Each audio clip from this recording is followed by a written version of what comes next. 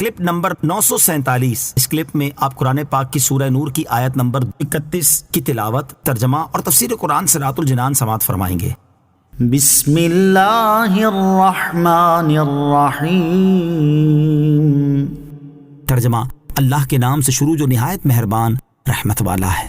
وَقُل لِّلْمُؤْمِنَاتِ يَغْضُضْنَ مِنْ أَبْصَارِهِنَّ وَيَحْفَظْنَ فُرُوجَهُنَّ وَلَا يُبْدِينَ زِينَتَهُنَّ إِلَّا مَا ظَهَرَ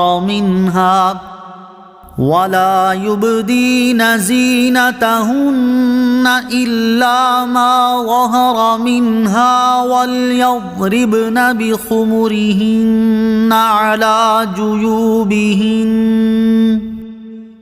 وَلَا يُبْدِينَ زِينَتَهُنَّ إِلَّا لِبُعُولَتِهِنَّ أَوْ آبَائِهِنَّ أَوْ آبَاءِ بُعُولَتِهِنَّ أَوْ أَبْنَائِهِنَّ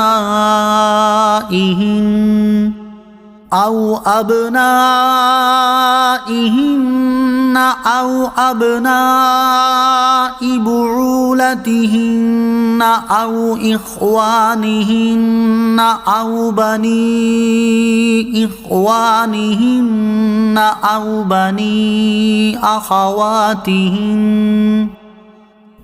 بَنِي أَخَوَاتِهِنَّ أَوْ نِسَائِهِنَّ أَوْ مَا مَلَكَتْ أَيْمَانُهُنَّ أَوِ التَّابِعِينَ غَيْرِ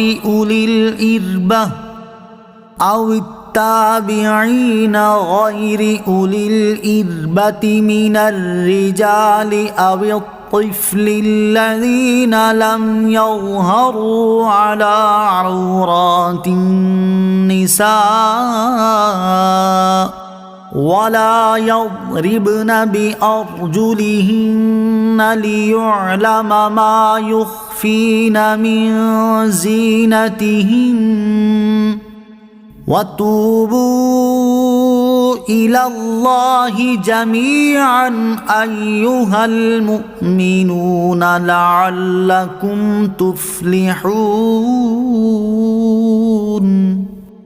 ترجمہ: اور مسلمان عورتوں کو حکم دو کہ وہ اپنی نگاہیں کچھ نیچی رکھیں اور اپنی پارسائی کی حفاظت کریں اور اپنی زینت نہ دکھائیں مگر جتنا بدن کا حصہ خود ہی ظاہر ہے، اور وہ اپنے دوپٹے اپنے گریبانوں پر ڈالے رکھیں اور اپنی زینت ظاہر نہ کریں مگر اپنے شوہروں پر یا اپنے باپ یا شوہروں کے باپ یا اپنے بیٹوں یا شوہروں کے بیٹوں یا اپنے بھائیوں یا اپنے بھتیجوں یا اپنے بھانجوں یا اپنی مسلمان عورتوں یا اپنی کنیزوں پر جو ان کی ملکیت ہوں، یا مردوں میں سے وہ نوکر جو شہوت والے نہ ہوں، یا وہ بچے جنہیں عورت کی شرم کی چیزوں کی خبر نہیں، اور زمین پر اپنے پاؤں اس لیے زور سے نہ مارے کہ ان کی زینت کا پتہ چل جائے جو انہوں نے چھپائی ہوئی ہے۔ اور اے مسلمانوں، تم سب اللہ کی طرف توبہ کرو اس امید پر کہ تم فلاح پاؤ۔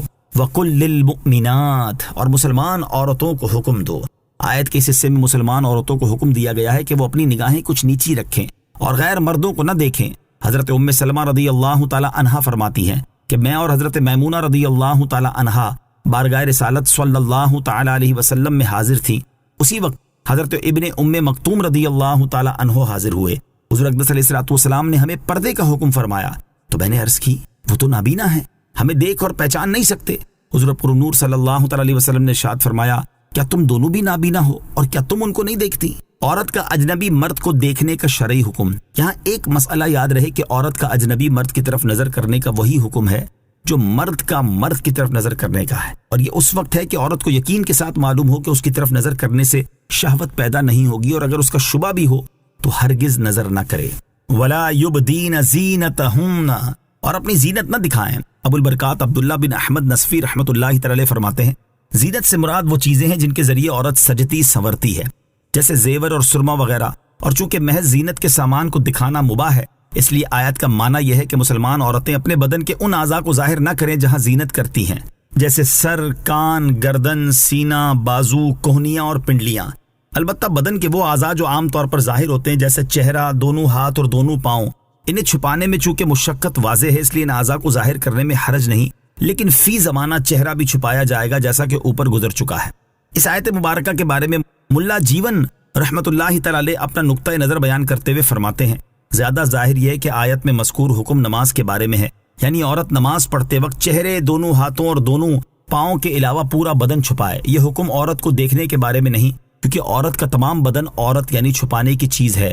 شوہر اور محرم کے سوا کسی اور کے لیے اس کی کسی حصے کو بھی بے ضرورت دیکھنا جائز نہیں، اور علاج وغیرہ کی ضرورت سے بقدر ضرورت جائز ہے۔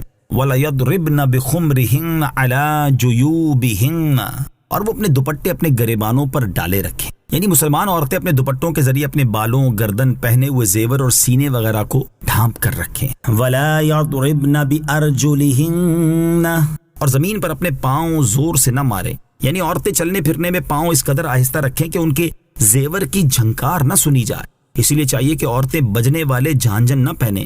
حدیث شریف میں ہے کہ اللہ تعالیٰ اس قوم کی دعا قبول نہیں فرماتا جن کی عورتیں جھانجھن پہنتی ہیں۔ اسے سمجھ لینا چاہیے کہ جب زیور کی آواز دعا قبول نہ ہونے کا سبب ہے، تو خاص عورت کی آواز اور اس کی بے پردگی کیسی اللہ تعالیٰ کے غضب کو لازم کرنے والی ہوگی۔ پردے کی طرف سے بے پرواہی تباہی کا سبب ہے۔ اللہ